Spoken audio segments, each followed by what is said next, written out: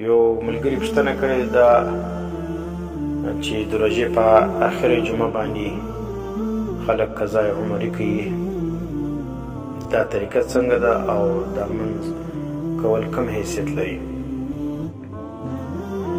اول دا خبره زده کړئ چې د رمضان المبارک د اخري جمعې ته خلک الوداعي جمعه وایي او دې جمعې ته هغه اهمیت ورکوي چې کوم اهمیت و اختر ته خلک ورکوي.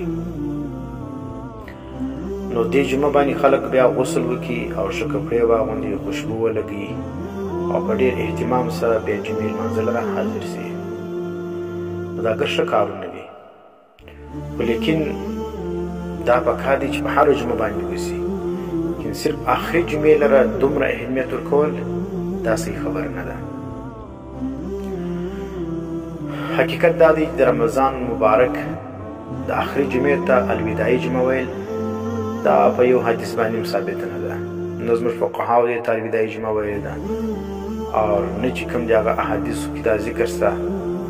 داسې خلکو د خپل هغه د دین سره د محبت د وجې یا د دغه د وجې د جهالت د وجې دې ته الوداعي جمعه ویل کېږي. په دې کې څه ضعیف روایت هم نه دی موجوده چې دا جمعه الوداعي ده او عقلا هم دا خبره غلطه ده، ولې د کال 12 میاشتې دي او د 12 میاشتې کې هره هفته کې جمعه راځي او د میاشتې په آخر کې هم جمعه راځي.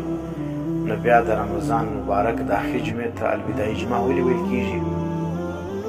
نو دا خو هره میاشت کې دا الوداعي جمعه موجوده ده.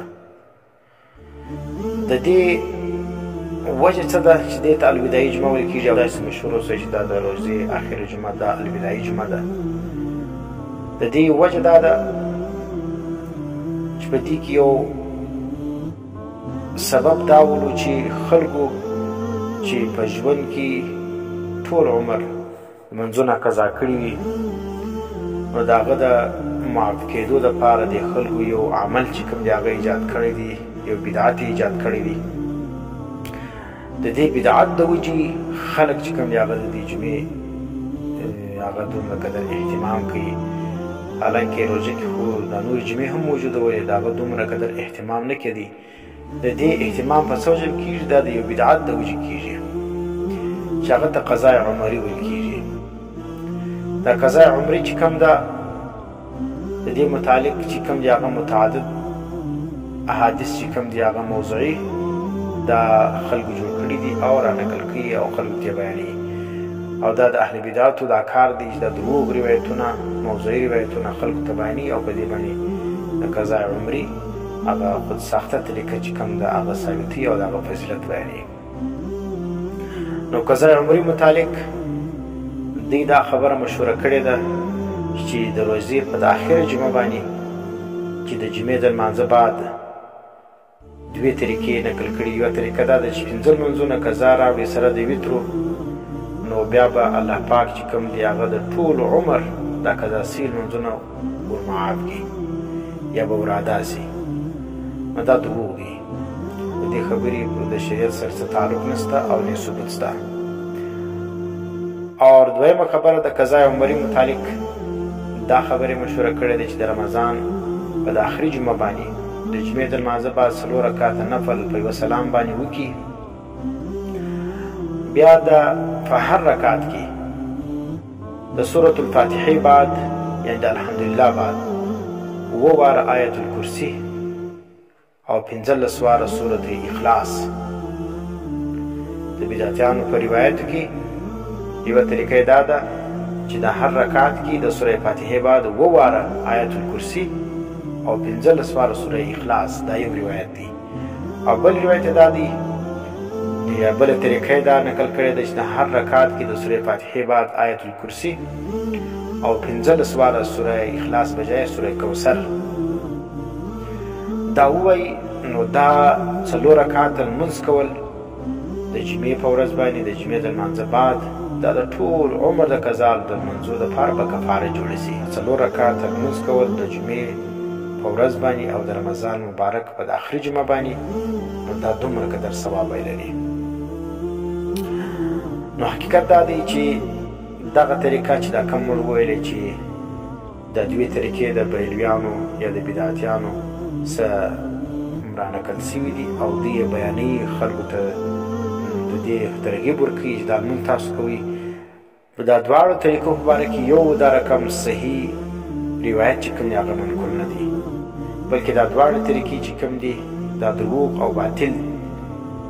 ملا علی قاري الحنفي په موضوعات کبرا کې فرمایي چې کوم سړی د رمضان په آخري جمعه کې یو فرض لمونځ په طور د قضا وکړي او د هغه د 80 کالو د پاته سوو د قضا سوو لمونځو تلافي په دې باندې کېږي، نو فرمایي وایي دا روایت چې کوم دی دا باطل دی او دا موضوع دی دا. او دغه قضا عمري چې کوم ده دا د احناف په نیز باندې دا بالکل باطل طریقه ده، او دا لمونځ چې کوم دی هغه په دې باندې د ټول عمر یا د 80 کال د لمونځو قضا چې کوم ده یا دونه قدر ثواب نه لري، دا دروغ طریقه ده. دا په احنافو کې که علماء دیوبند دي هغه هم دې ته بدعت وایي او دې طریقې ته ناجایزه وایي او دې ته بې اصله طریقه وایي. او که بریلویان دي، بریلویان هغه صحیح بریلویان چې معنا د بدعاتو بنیاد چې ایښی دي، هغه د بدعاتو بنیاد ایښوونکي علما لکه احمد رضا خان او دا رقم نور د دې جماعت چې کوم مشران علما دي هغه هم دې طریقې ته بدعت وایي. نو چې بدعتیان هم دې ته بدعت وایي او بیا یې هم خلک زموږ د علاقې صیفیان چې کوم دي هغه دې ته جواز ورکوي او د دې ترغیب چلی او میسجان چلی چې دا لمونځ کول او د دونه ثواب لري او د 80 کالو د لمونځو د قضا سوو تلافي به کېږي. نو دا خو نه د علماء دیوبند پر طریقه روان دي او دا خو احمد رضا خان چې دوی نیکه ولو هغه له دې طریقې ته غلط ویلي دي. نو چې هغه هم غلط ورته ویلي دي او بل طرف ته دوی د علماء دیوبند ته ځان نسبتونه وکړي چې موږ د هغو شاګردان دي، هغو هم غلط ورته ویلي دي، نو پته نشته دا دوی د کوم ځای راوړي، معلومه خو د شیطان په طریقه باندې روان دي. نو خلاصه یې دا شوله چې د رمضان المبارک په آخري جمعه باندې د قضا عمري په نیت سره دا کوم لمونځ چې کېږي دا د علماء دیوبند او د بریلویانو د دواړو په نیز باندې دا بې اصل او بدعت دی دا. نو خلاصه یې دې خبرې 3 خبرې شولې.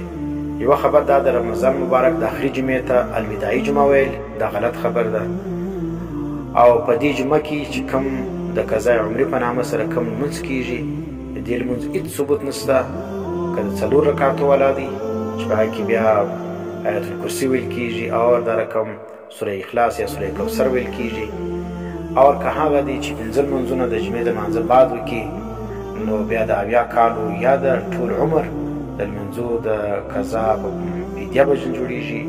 دا خبره چې کومه ده چې دا غلطه ده. دومره که دا دی چې د ګوره د رمضان مبارک د آخري عشره چې کوم ده او خاص کر دغه ټاک شپې چې کوم دي دا تر ګردو شپو چې کوم دي هغه افضله دي، ځکه په دې کې شب قدر دی. مګر د رمضان مبارک د آخري عشرې صرف دا جمعې ته فوقیت ورکول او دا چې کوم دي د باندې دلیل موجود نه دی. دا او دویمه خبره دا چې په رمضان مبارک کې د قضا عمري په نیت سره دا لمونځ کول دا بدعت او مردود عمل دی. دا د ټولو علماو په نیز باندې که علماء دیوبند دي او که بریلویان دي د هغو ټولو په نیز باندې دا عمل چې دی دا بدعت دی. په دې باندې د ټول عمر د لمونځو قضا نشي اکړلی، نو د دې څخه ځان ساتل دا لازم دی. مولانا احمد رضا خان بریلوی فتاوی رضوی کې لیکي محفوظ شدہ نمازوں کے کفارہ کے طور پر یہ طریقہ قضا عمری ایجاد کر لیا گیا ہے، یہ بدترین بدعت ہے. اس بارے میں جو روایت ہے وہ موضوع گڑی ہوئی ہے، یہ عمل سخت ممنوع ہے. دا عمل کول دا قضا عمری عمل کول دا بدترین بدعت دی او دې باره کې چې کوم روایت پیشي دا موضوع دی، دا د ځانه جوړ شوی دی او دا عمل کول دا سخت منع دی. ایسی نیت و اعتقاد باطل و مردود، دا نیت کول او دا عقیده ساتل دا باطل او مردود ده. اس جہالت کبیحہ اور واضح گمراہی کے بطلان پر تمام مسلمانوں کا اتفاق ہے. وای دغه عمل پر بطلان باندې د ټولو مسلمانانو اتفاق دی. فتاوی رضویہ جلد نمبر 8 صفحه نمبر 155. نو دا چې کوم د احمد رضا خان په نیز باندې هم دا قضا عمري کول دا چیز دا ناجایز ده.